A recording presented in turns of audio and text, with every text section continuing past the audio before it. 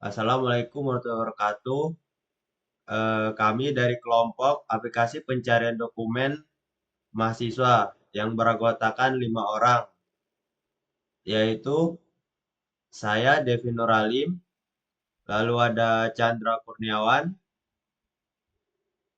em, lalu ada Muhammad Rafindra,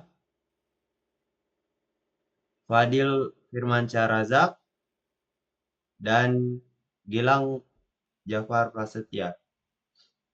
Latar belakang proyek ini berangkat dari permasalahan yang sering kita alami sebagai mahasiswa. Kita memiliki ribuan file, tugas, jurnal, dan e-book yang tersebar di berbagai folder. Seringkali pencarian manual melalui file explorer memakan waktu yang lama dan tidak akurat karena hanya membaca nama nama file saja. Eh, di sini sudah ada Figma yang akan dijelaskan oleh Fadil. Oke, baik. Pada tampilan awal ini di Figma, di sini kita ada judulnya yaitu aplikasi pencarian dokumen mahasiswa, yaitu pencarian ini tuh untuk pencarian nama file dan isi dokumen seperti TXT, doc, dan PDF. Dan di sini ada menu pilih folder yang berwarna biru dan ada icon. Kita menamakan icon folder. Di sini belum ada folder. Terus ada text input dan juga ada cari dokumen dan ekspor CSV. Dan di sini ada menu buat pilih folder. Nah, jika pilih folder, maka akan langsung menuju ke halaman folder kita. Kita bisa pilih folder yang kita tuju. Yang ingin kita tuju, jika sudah dipilih, maka akan ada pop-up atau notifikasi bahwa folder yang kita pilih itu terdapat 3 dokumen dan juga kita menggunakan icon peringatan.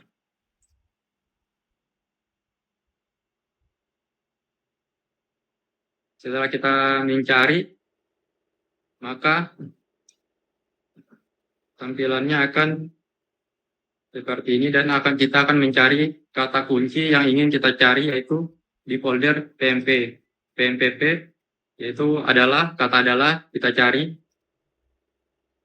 dan setelah itu akan muncul icon ini yang kita buat, icon file, terus ada teks pengantar manajemen yaitu nama dari file, terus ada skor, nama dan isi, dan dapat dilihat di sini ada teks yang ditandain dengan warna kuning yaitu kata adalah yang telah kita cari. Dan di sini juga ada ekspor CSV yang dimana ekspor CSV itu untuk kita menyimpan data-data yang telah kita searching tadi. Seperti di sini dapat dilihat. Dan jika berhasil kita simpan, akan muncul pop-up data berhasil diekspor ke Excel. Mungkin kita akan coba untuk mendemokannya. Oke, di sini tampilan awalnya. Kita akan demo, kita akan pilih folder. Kita akan cari folder STBI. Folder. Nah, di sini akan muncul pop-up mengindeks 5 dokumen. Pencet OK. Nah, di sini kita akan mengisi kita akan mencari kata semua yang ada di dokumen yang muncul tadi, yaitu 5 dokumen.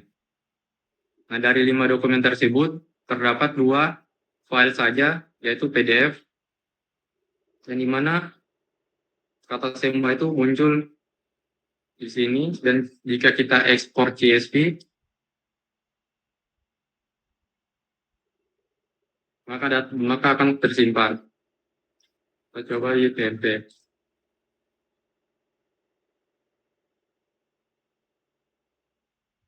Oke, itu mungkin saja. Sekian dari penjelasan Figma-nya. Mungkin dilanjut dalam bentuk program, yaitu teman saya Mas Gilang dan Mas Chandra Kurniawan.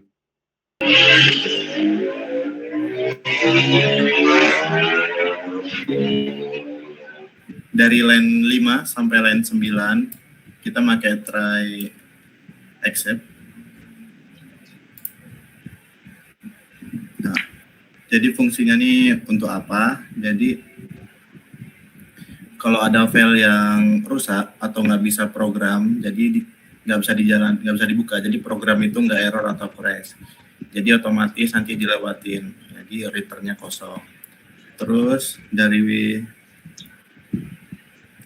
line baris 20 sampai 23 ini jelasin untuk khusus PDF.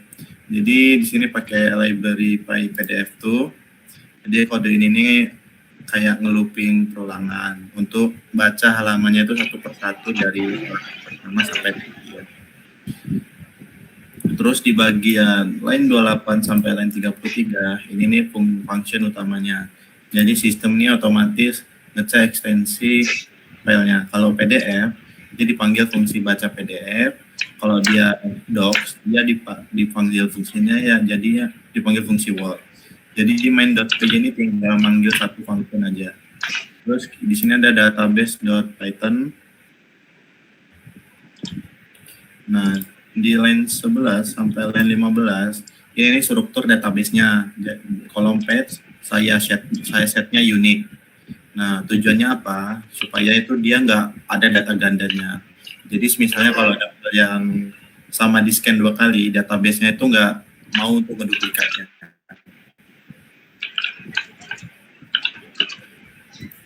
Terus di sini ada insert or replace into documents.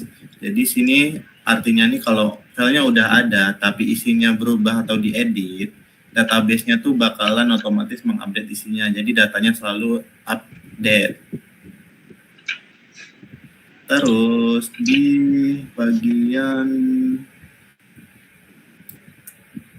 SQL query-nya ini, jadi saya pakai SQL query yang pakai operatornya itu like. Nah, jadi ini kayak ngebuat pencarian teksnya itu di dalam ribuan dokumen itu jadinya kayak sangat cepet lah, karena diprosesnya itu langsung oleh database-nya, bukan dari Python-nya. Nah, terus di sini ada config.python. Jadi semua kolom warna hex code ini disimpannya di sini sebagai variabel konstannya. Nanti kalau mau diganti tema jadinya kita cuma perlu ganti satu baris.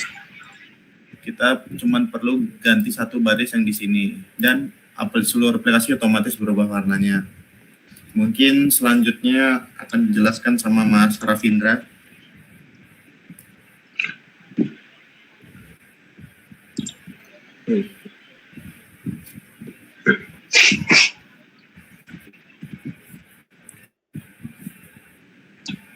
Oke, langsung saja. Saya bagian file UI.py. Pertama itu baris pertama kita import library dulu. Ini ada 3 library. Ada tkinter, ada tinker scroll text sama config. Fungsinya itu kalau untuk tkinter itu library utama untuk membuat GUI desktop ya. Yang kedua itu scroll text. Itu widget, text widget dengan scrollbar otomatis untuk nampilin hasil panjang. Kalau config library tadi untuk modul konfigurasi warna, font, judul aplikasi, dan lain-lain, biar kodenya itu rapi dan konsisten. Terus di bawahnya itu ada kelas UI. Fungsi utama kelas ini itu mengatur tampilan visual aplikasi, terus menjadi penghubung antara user interface UI dan kontrol logic program. Kelas ini nih nggak memproses data, itu cuma nampilin dan menerima input doang. Lanjut di bagian ada unit-nya itu fungsinya itu mengatur jendela utama. Itu ada judul aplikasi, ukuran window, warna background, terus menyimpan root, controller. Kalau root itu window tinker. Ya, untuk controller itu pengatur logika, MVC pattern. Terus Dia itu gunanya manggil setup header, setup body, sama setup footer. Lanjut di line setup header, bagian header kalau kita bilang itu ada isinya, ada icon, judul aplikasi, subjudul. Fungsi dari ini itu ngasih identitas aplikasi, terus tampilin profesional informatif. Yang ketiga, berisi branding konteks aplikasi. Lanjut ke setup body.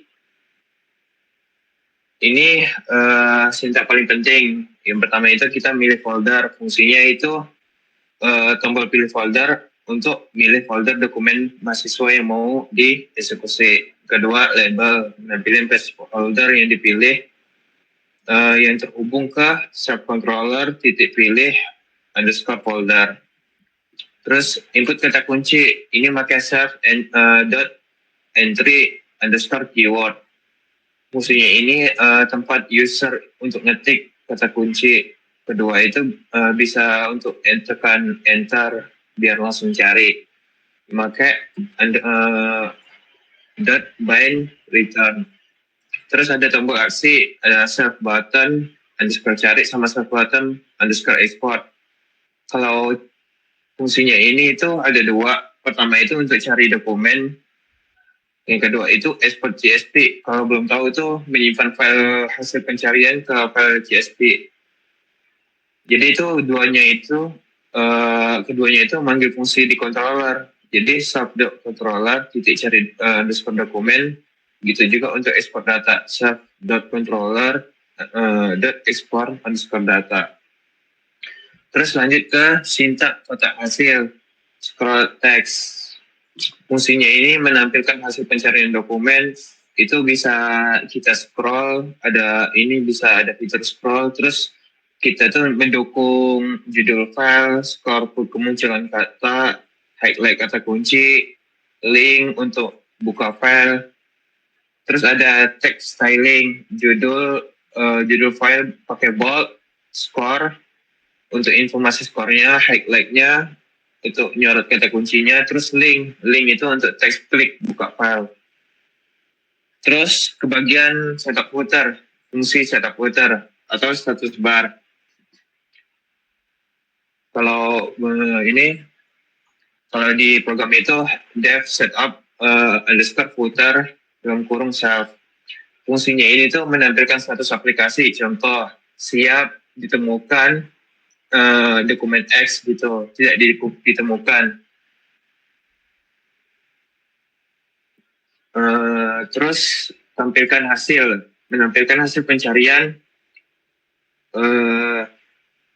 Menampilkan hasil pencarian itu tampilkan underscore hasil. Itu menggunakan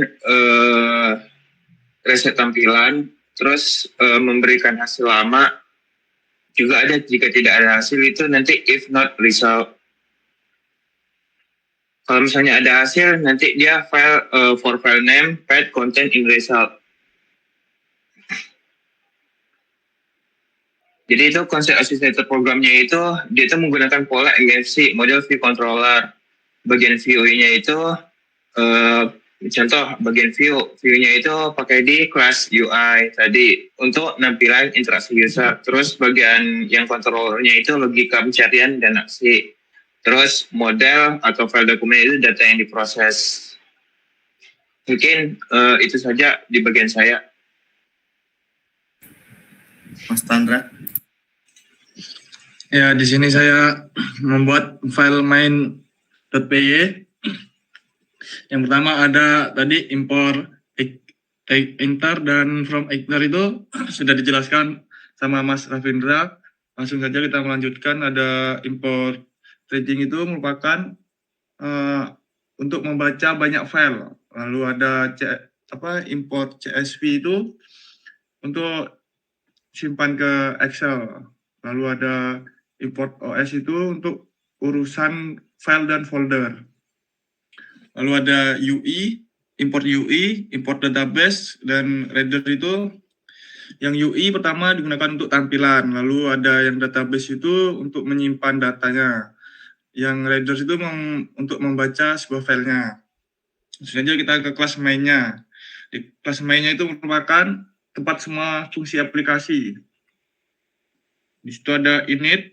Pada bagian init itu digunakan untuk membuat database, lalu untuk membuat tampilan, dan untuk menyimpan data sementara.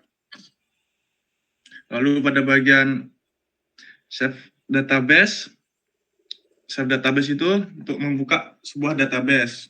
Membuka database. Lalu ada save view itu untuk menampilkan aplikasinya. Lalu ada save last sama save last result sama save last keyword itu untuk menyimpan hasil pencarian terakhir. Langsung ke dev pilih folder. Dev pilih folder itu untuk memunculkan jendela pilih folder, lalu ada folder simpan, lalu ada tombol dimatikan, dan mulai membaca dokumen. Lalu ada dev process index. Nah, pada dev process index itu digunakan untuk menghapus data lama dan bisa mencari file seperti txt, pdf, dan dokumen. Lalu ada untuk bisa membaca file dan untuk menyimpan file ke database. Langsung aja ke dev cari dokumen.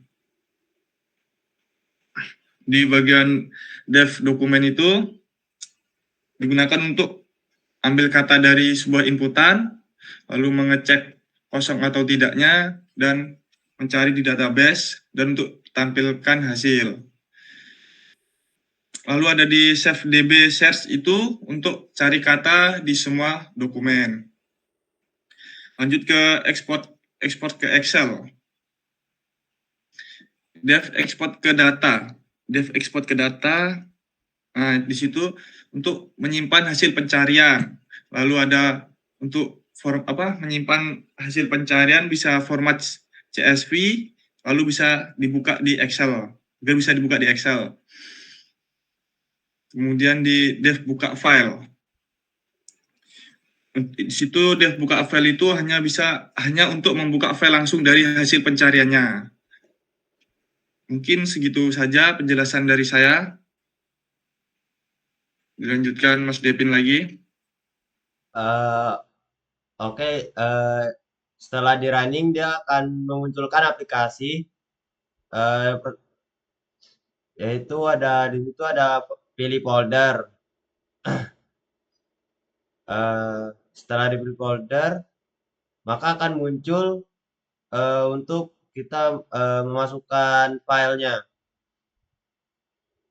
Misalnya folder appl. Nah, maka dia akan berhasil mengindeks 11 dokumen. Setelah itu kita cari misalnya Devin Nuralim. Lalu cari dokumen. Nah, dikarenakan di dalam di dalam folder appl itu tidak ada yang mengandung teks Devin Nuralim, maka dia akan menghasilkan tidak ada dokumen yang sesuai.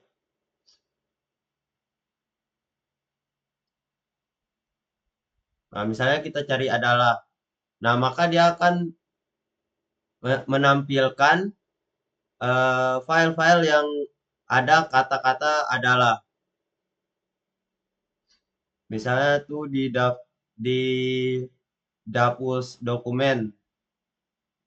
Dia ada kata adalah, lalu di perancangan aplikasi penjualan berbasis web juga ada, di tugas akhir appl juga ada. Setelah itu kita coba ekspor CSV.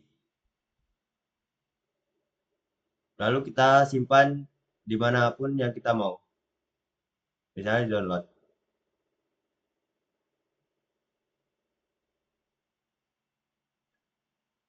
Nah, maka setelah kita simpan, maka akan memunculkan notifikasi data berhasil diekspor ke Excel. Nah, setelah itu kita coba buka file CSV-nya. Maka dia akan mengelis nama file yang ada cuplikan kata-kata yang kita cari tadi. Terus dia juga ada lokasi path-nya, juga jumlah kata kunci. Mungkin sekian dari kelompok saya. Kami akhiri. Wassalamualaikum warahmatullahi wabarakatuh.